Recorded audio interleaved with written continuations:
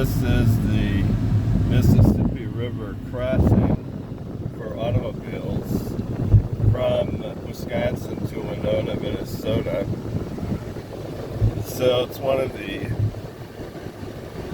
number of bridges that go across the upper Mississippi River up in the north woods. That's a little what it looks like.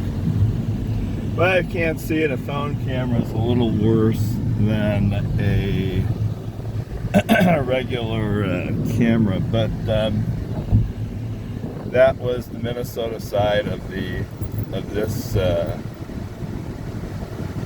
Let's see. This is 43 South. They also have 43 North.